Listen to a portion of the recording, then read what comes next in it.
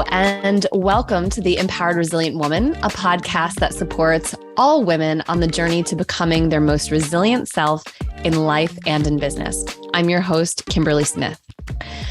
Hello, and how are you doing? Oh, so glad to be here. Sunday, just had an amazing walk/run, got my house cleaned, getting some things organized. I'm actually getting ready for a big move. So big life transition coming up. I'm moving in with my partner. And so, yeah, just a, normal Sunday, but it feels so good to get things checked off the list and set for the week ahead. So I'm recording this podcast in honor of Valentine's Day. I have always loved Valentine's Day. I have always loved to show my love to the people in my life, to my friends. It's just always been a favorite holiday. And of course, there's so much that centers around romantic love, but I absolutely am here for like the Galentine's days and just, showing love to all the people in your life, showing appreciation. That's what I really think it's about. And of course, self-love, right? I mean, self-love is a huge pillar of personal development, of embracing the evolution through womanhood, loving yourself through all the phases of life, being able to gracefully let go of, some of your previous selves and grow into that next version, right? With arms wide open. It's kind of a beautiful thing. And, I don't think that there's one woman out there who hasn't struggled to love herself deeply. To really love herself in the way that you can look in the mirror and truly just love what you see, love the reflection, love the person that's looking back at you. We look in the mirror a lot, when we're doing our makeup or whatever it might be, checking out our outfit, but how often do you actually gaze into your eyes, right? And really speak to yourself and tell yourself, nice things. There's so many ways to show yourself love. And so that's what I want to talk about on today's podcast what are the tangible things that we can do to show that we are really loving ourselves? How can we love ourselves deeper? What are the things that we need to focus on to make sure that self-love is a constant practice, is something that we're doing every day for ourselves, and we're not letting anything go by the wayside, right? So first and foremost, to love yourself, you've got to know yourself. So spending quality time with yourself is number one. Number one in my book, at least. As busy women, maybe you've got a career, maybe you've got a family, maybe you just have a busy lifestyle, right? I mean, that's the modern world that we live in, is we're just always kind of on the go. We're always with other people. I can't tell you how much I enjoy my solitude. People see me as a very outgoing person. I totally am. I have now started to embrace the term extroverted introvert or introverted extrovert. I think there's a technical term for that, but I don't know what it is. So maybe I'll look it up after. But yes, spending time with yourself, whatever that looks like, right? Taking yourself on a day date. I love boobing around town, grabbing a coffee, running errands by myself, right? Or just going to do something sporadic and fun. Years ago, I went on a business trip, actually, a solo business trip to New Orleans. And it was so fun. I had never been to New Orleans before. And I had a bunch of free time in the evening. And I was like, I will be damned if I am going to sit in the hotel room and not do anything. So I went out to an art museum and they had this really cool band playing there. And they had kind of you could get a cocktail and walk around and look at these art exhibits. It was so fun. And I was by myself. So who really cares, right? You don't have to have a friend or a partner to go and experience life. Spending quality time with yourself, whether that's reading a book on the couch at home or just checking out a new part of town or an art exhibit or going to a workshop by yourself. I mean, there are endless ways to spend quality time with yourself. And through that, you're going to be able to just be, you're not going to have to worry about what you need to do for the other person that you're with. Sometimes when we're with other people, we're worried about them, like worried that they're going to have a good time, or are they having a good time, or whatever, right? Like we kind of get in our head about stupid shit. And when you're not with anybody, when you're just with yourself and you only have to worry about yourself, it is a beautiful, beautiful thing. And yeah, you can just, come away from experiences with some unfiltered knowledge of who you are and the things that you like and the things that you want to spend more time doing. Giving yourself time, love, and attention is so important. You pour out to everybody in your life and into the world most days, right? So shouldn't you have some of that time too? Don't you deserve that as well? I absolutely think so. So number one, spending quality time with yourself is a deep act of self-love. Number two is self-forgiveness, releasing the shame or guilt that may still be residing around past events or mistakes. We beat ourselves up a lot. God knows, I know. I've been down that path 100 fucking times. There was a period of my life where I made some really horrific missteps, right? Mistakes, things that I'm just really not proud of, and I'm saving it for the tell-all book. That's what I say. But it really created this dark cloud of shame around me, shame and guilt. You just feel like you can't escape it sometimes. You just feel like, gosh, those past things are proof that I'm like this terrible, horrible person. And to that, I call bullshit. I really believe that it's just evidence of our humanness, right? Like we are human. We can all be selfish. We can all do hurtful things. We can all be disrespectful. Sometimes we don't even know why. I really don't think a lot that it's coming from a malicious place. A lot of times it's just subconscious trauma. Maybe, you're hurting, right? We hurt people. And I know that at the time that I was making all of my big life mistakes, I was deeply wounded, deeply hurt by other people too, right? And so it's just like this horrible domino effect. Doesn't make it right, you're right, to go out and do shady shit. But eventually I came to a place where I didn't want to stew in that madness anymore. I didn't want to beat myself up and I couldn't take anymore. For one, it was exhausting. I was in this deep depression. I had to forgive myself, and a lot of that took place within therapy. Thank God. Realizing that I don't deserve to be held hostage by my past mistakes was like a big aha moment for me, right? And I think it's easier to have compassion with other people than ourselves, right? At least sometimes.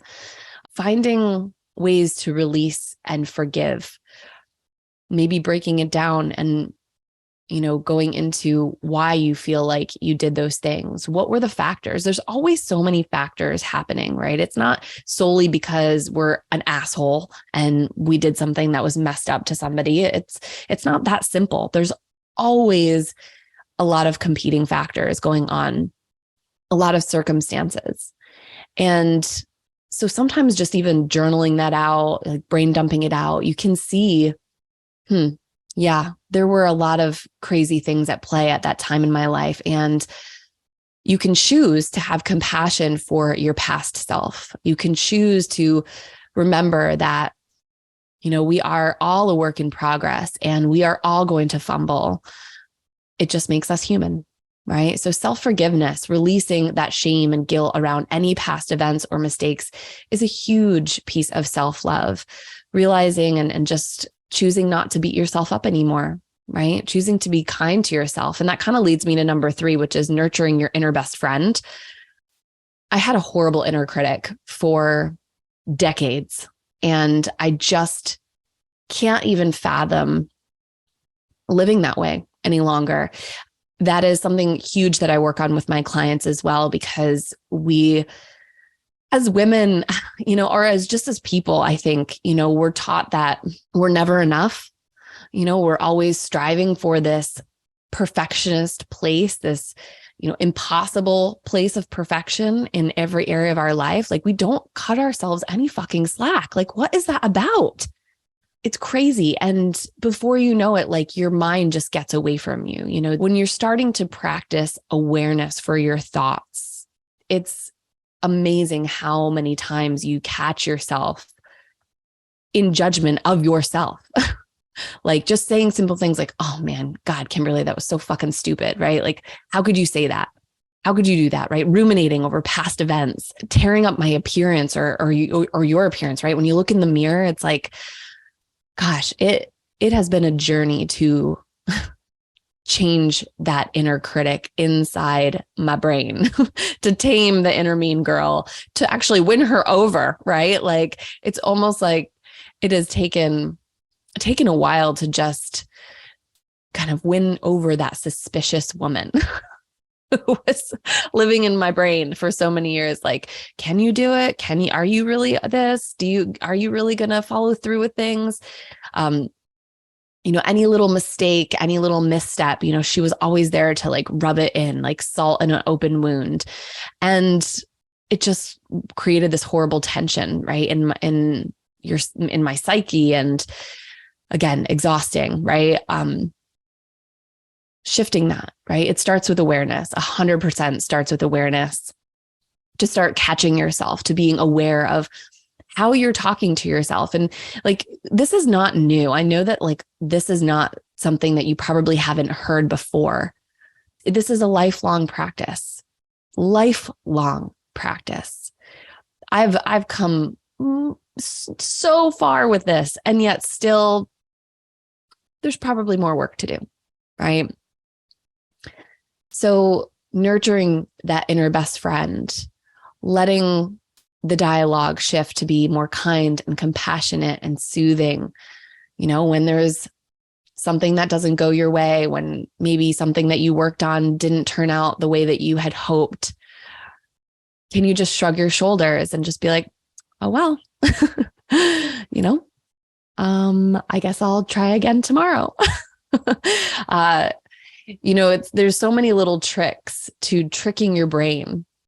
In fact, like I had read an article once about these professional athletes who are very aware of their mindset when they go into competition. They're always competing, playing, and I think it was a golfer who said this. But basically all these athletes were saying their mindset hacks and how they help themselves stay positive and not like go down that mental spiral of just beating themselves up when, say, they miss a shot or something like that.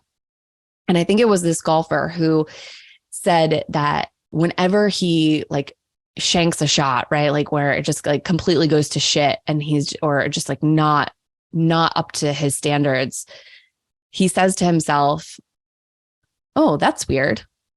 Like almost as if to tell his brain, like, this is not normal, and I'm not going to give any power to this circumstance or this situation. And it just like shrugs it off, right? So yes, taming your inner mean girl, nurturing that inner best friend, totally, it's the foundation of self-love. And it has changed so much for me too. Like, I love the fact that, like, I love my reflection. I love just, talking to myself. I have ongoing conversations with myself all day, every day. That might seem straight up crazy, but, instead of being in my brain about things and like going down these crazy dark alleys that, I don't know what's going to happen, I just vocalize it. I talk to myself, talk to God, letting that dialogue be positive and compassionate and uplifting and just energizing, right? Whenever I need it most. And that is a tool that you carry with you. That is something that you can call on, that you can use whenever, wherever And you're instantly going to feel better for sure. Number 4 is speaking up for yourself.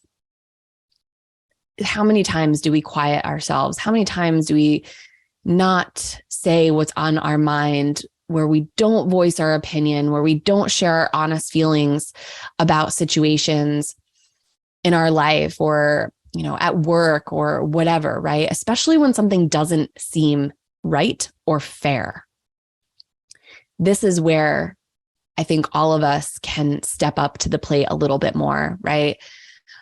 Speaking up for yourself, sharing your opinion. The world needs your freaking voice, babe. Like, if nobody has told you that, like, we need people to share their thoughts, right? In a respectful way, obviously, right? Like, it's not about coming in guns blazing, but speaking up for yourself when, I don't know if I really like the solution, or, telling your partner when they hurt your feelings. It could be something so simple like that. And yes, there are going to be situations where you have to choose your battles, where you don't necessarily have to bring up every freaking little thing, because that can also be annoying AF and also just triggering and stirring the pot and whatever, right? So it's a balance. And I think that sometimes we go too far in that direction where we're like, I don't want to start any trouble. Whenever I'm thinking about, like, if there's this nagging feeling inside me, like I need to speak up about something or I want to say something about, I really try and back up and think about, what is my intention with bringing that up? What is the purpose behind it? What do I hope to achieve? Right?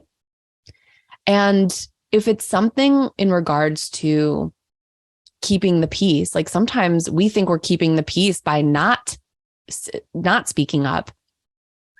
I think that honestly, that just builds resentment over time. Sometimes we have to just bring it to the table to keep the peace. Sometimes it's about that, right?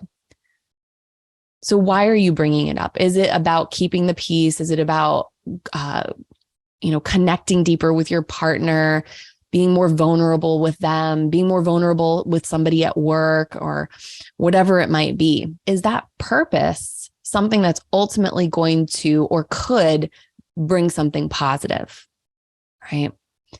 And sometimes it's hard to determine. It's not always black or white, which is the problem, because then a lot of times we're like, oh, it's not worth it, right? We just kind of push it off to the side. But then when we're not speaking up, when we're not using our voice, we feel insignificant. And if we feel insignificant, it is so much easier to bash ourselves, to let that inner mean girl take the wheel and, just drive into a ditch. It's so much easier to not love ourselves when we're not staying true to ourselves and we're not using our voice. Speaking up is incredibly important, no matter where you are. It is a form of your authentic self, like wanting to come out. And you shouldn't feel like you need to hold that back in any settings. If you feel like you can't speak up, if you feel like you can't voice your opinion with family in a respectful way, and have maybe just some playful debates or even a little bit of spicy conversation, but all out of fun, right? Then those aren't your people. I'm very blessed. I have some amazing friends who all come from very diverse backgrounds, different religions. I mean, you name it. This past Thanksgiving, we were all sitting around the table and we got into this really heavy conversation about God.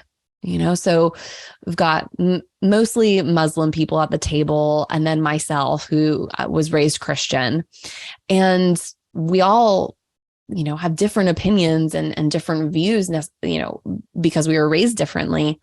But we had such an amazing, vulnerable, deep conversation about God's love and about, why, bad things happen in the world, and, what that means about the existence of God, and just so many different things, right? It was really profound. And being able to speak up in a situation like that, right? Where we are all so different and come from different places, but yet we all could find appreciation for everybody's perspective. So damn beautiful. I'm like getting emotional right now. Like, I feel like I want to cry because it's such a rare thing these days. And I encourage everybody to try and find environments like that where you can share openly and freely. And it doesn't get to this like crazy place of, well, you're wrong and I'm right. And, there's a huge need to be right. We all want to be right. We all want to like have the last word, but it doesn't always get to be like that. And sometimes we just have to make peace with the fact that maybe everybody's perspective is right for them, for their place in the world. Number 5 is not settling for less than you deserve. It's hard to know sometimes whether or not you're settling but when it comes to like your happiness, if you are not happy, you might be settling.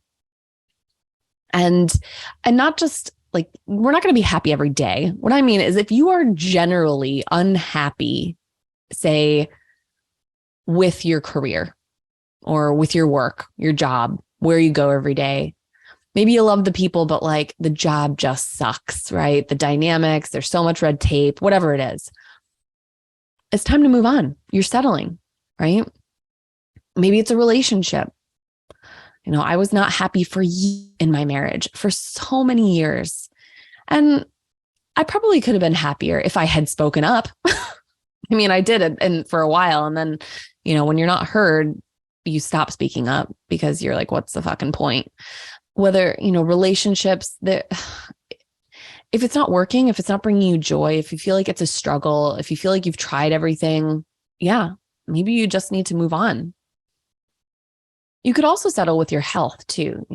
That's something that as I get older, I witness sometimes is this idea that, oh, well, we're just getting older and, this is how it is. And, your body's going to fall apart and go to shit. What? No, I don't want that to happen. Like, you don't have to settle for less with your health either. You need to prioritize your wellness, your happiness, prioritizing your happiness in all areas, your health, your career, your relationships. Yeah, there are times where maybe we can't give everything to a certain area, or maybe we need to scale back or whatever it is. But again, if you're not happy and if something just isn't working right anymore, figure out why. Ask yourself, what is it about this situation? What is it about my health that I wish was better? Or maybe it is your appearance. Sometimes, when we get older, we're like, fuck, this closet is just lame. Like, I need some new clothes, right? Like, maybe it's as simple as buying some new pieces for your wardrobe.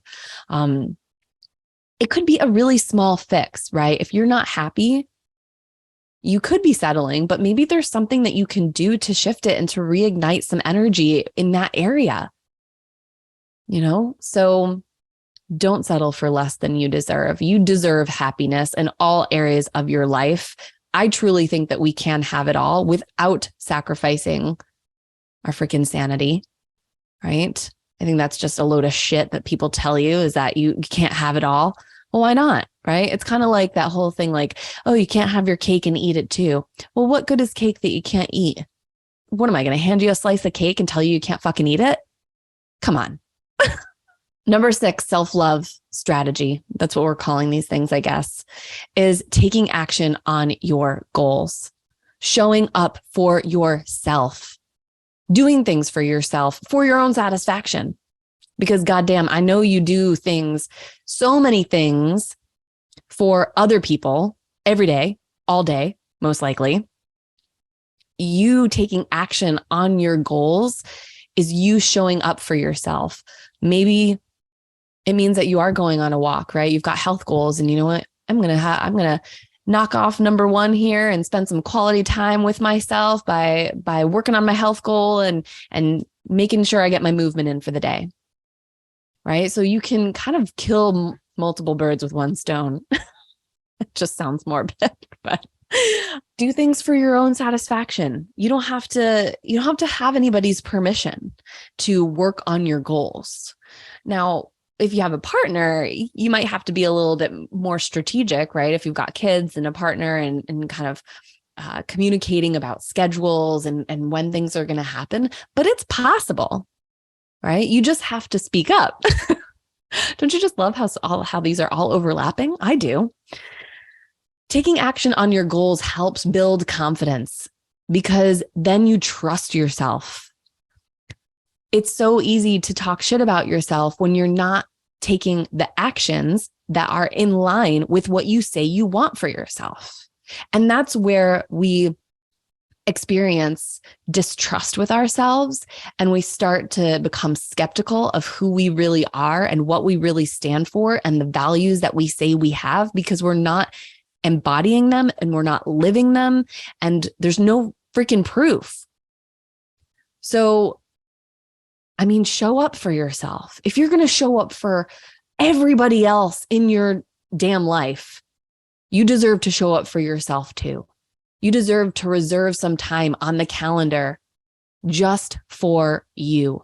And I'm not talking about waking up at the ass crack of dawn so you can have fucking 20 minutes just to yourself. Okay. Like, and I'm an early bird. I love the 5:30 wake up calls, that serene time in the morning, but that's just a piece of it. That's just like a shred, right? Like you can't just give yourself the leftovers. You have to be able to carve out some time during like normal waking hours just for yourself. That's a lot of times what I help my clients do is because oftentimes they can't see that. They can't see those possibilities because we're just too close sometimes, right? It's hard with looking at our own life. Having that third perspective is so valuable. When you take steps and actions on your goals, you can also start crossing things off your bucket list, right? Like we're all here. We all have a damn bucket list. I know you do somewhere. If you haven't written one in a while, maybe it's time. I have so many things that I want to do, right? Even though I'm a mom and I have a career and I'm in a partnership now, and going into cohabitation mode. Holy crap. I think I just need to do an episode all about that and like how freaked out it's making me, because I swear 3 years ago when I left my home, when I left my marriage, I was like, I will never live with another man. I will never I was like, swearing off of relationships, but life's funny like that. You deserve to work on your bucket list, whether that's you've got individual things or maybe there's collective things that you want to do with your partner or with your kids or whatever it might be, or with your friends, right? Like maybe you just want to take some solo girlfriend trips around the world. Like what the fuck is wrong with that? Like do it. And it takes being intentional and learning how to set goals and learning how to communicate with the people in your life or save money for certain things. If you want it enough, you will make it happen. You will make it happen. I believe in you. Number 7, self-love strategy. Give yourself some permission to expand. Okay. We are not meant to stay the same. And expansion comes in so many different forms. It could be, your goals and knocking things off your bucket list. Sure. But I'm talking about getting into new things, trying new things, intentionally putting yourself in new situations where maybe you don't feel confident. Maybe you are that beginner again. Because number one, that vulnerability can be really fun. It can be really scary too. It can be really exciting if we allow ourselves to see it that way. And by putting yourself into new situations, you're probably going to meet new people too. And just as we move through different phases of our life, we need new influences. We need new mentors. We need new people to inspire us. expanding your life into different directions, into different avenues, to different people, expanding your social circle or your career, building relationships with people who bring positivity to your life, who inspire you to really flourish and go into places that you never really, maybe you somewhere believed that you could, but maybe it's just been on the back burner or just felt like it's been really dormant for a while. When you're around the right people, you get this spark back.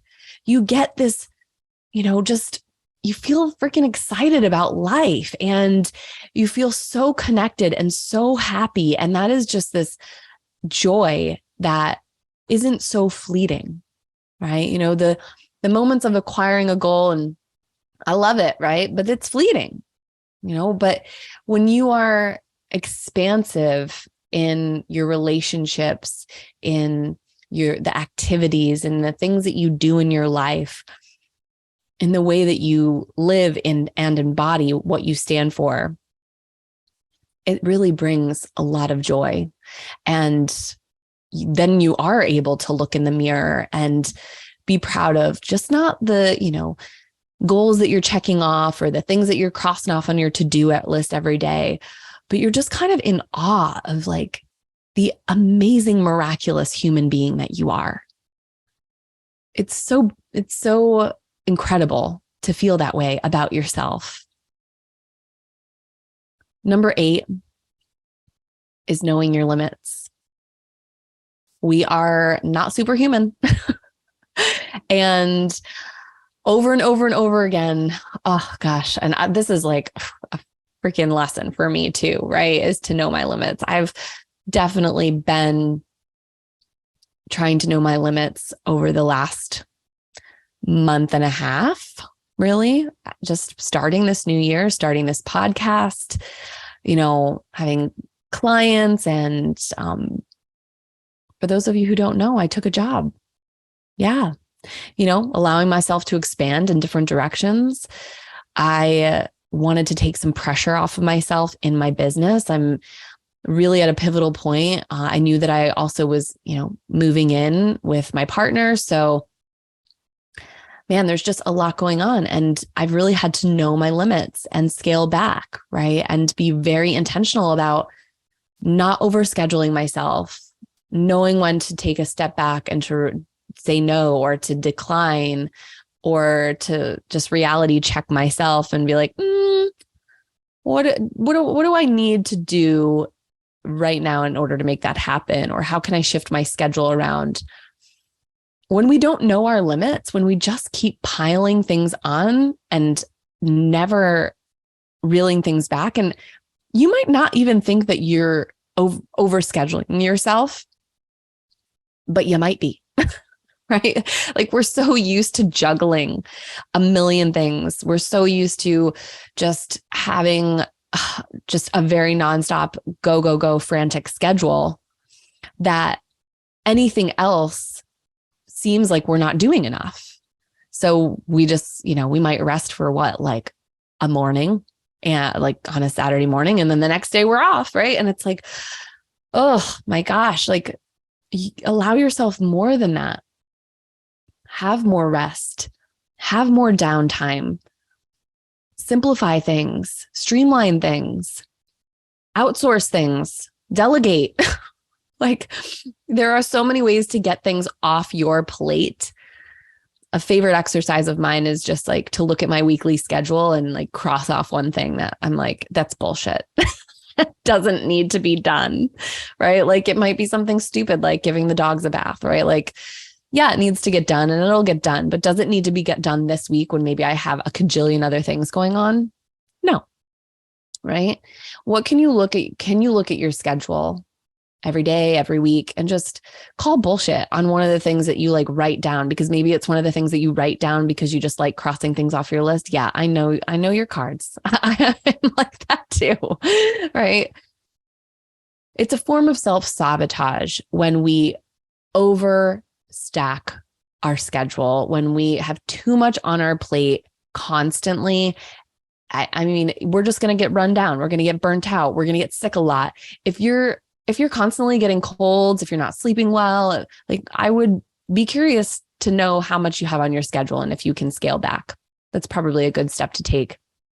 And it's a form of self-love. Maybe you never thought of it like that, but it really is. It's being generous and compassionate with yourself. And like, oh, you know, if you can look at yourself in the mirror and just say, babe, you are doing so much. Take a step back. It's okay to rest. It's safe to stop what you're doing and to just be, and to just wait until you get your energy back.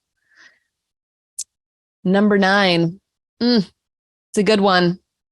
It's asking for help. We've got to ask for help, ladies. Okay, so I want to share a fun fact. Well, it's just an interesting one, I guess. It's not really that fun, but I had recently, maybe a few months ago, I was a speaker for a Women in Tech Accelerator. So they were doing some wellness sessions, and so went in and talked to this group of entrepreneurs who they've been given grants basically to create a business, which is really super exciting. And they're all in tech. And I was talking to the director of the program, and she was sharing that, you know, there was some other sessions. This particular one was just for women, but she was talking about one that had men and women in it. And she said that it was really interesting that the groups that had men in it, the men always asked for help. They always asked for help, whereas the women were constantly trying to do everything on their own. It's interesting. I actually thought, wow, that is really interesting, because I can't say that I've ever really observed that in like a work setting, but she said, yeah, you know, they're not afraid to admit when they don't know something or when they like just need somebody to help them with something or help them get on the right path with a project. The point is that we all need help. And if our counterparts are asking for help, right? We know that our husbands and partners or whatever have no problem, you know, asking for you to come find something that might be right in front of their face. So why are we afraid to ask for help, to speak up, to say no more, right? To say, no, I'm sorry, I can't do that.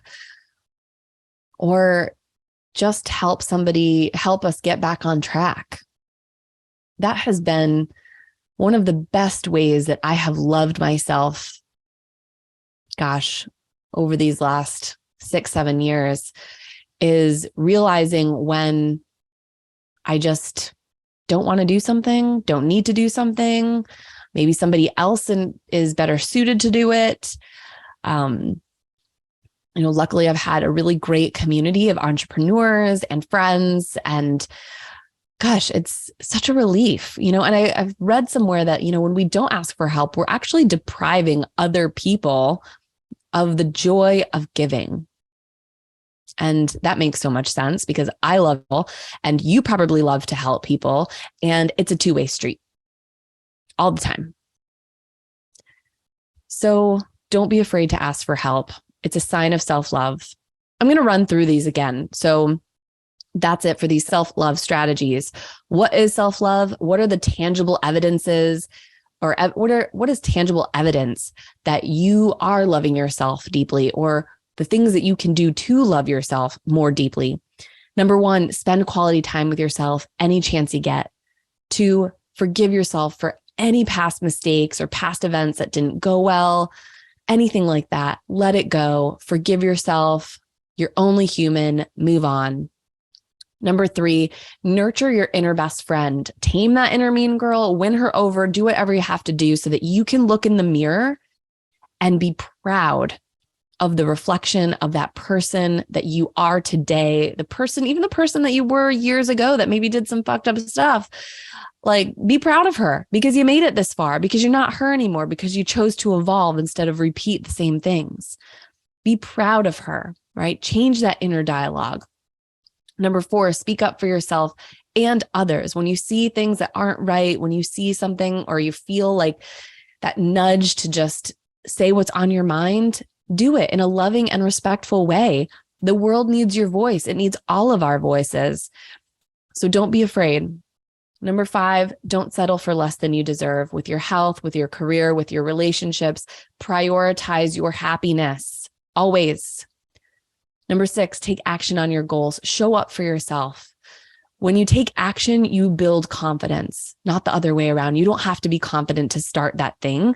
It's when you actually do it, even take the small step toward it, that you're like, okay, I got this, right? So go for it. Small, day by day, take action. Number 7, allow yourself to expand. Don't limit yourself. Try new things, get around new people, make new friends. Get new influences in your life. If life has been feeling stale, then, who are you hanging around? Number 8, know your limits. Stop overscheduling yourself. Stop self-sabotaging yourself with just being booked every single moment of the day. Give yourself breaks, frequent breaks, sunshine breaks, snack breaks. LaCroix breaks. I have like a LaCroix every afternoon. It feels like a little break to me. I mean, it's a small thing sometimes.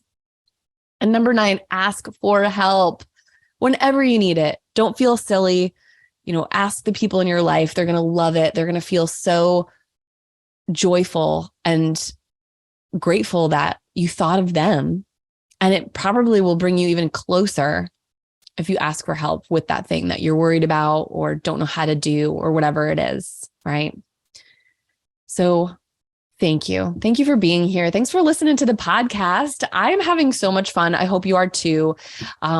Definitely, if you enjoy this episode, leave a review, leave a 5-star review. I appreciate it.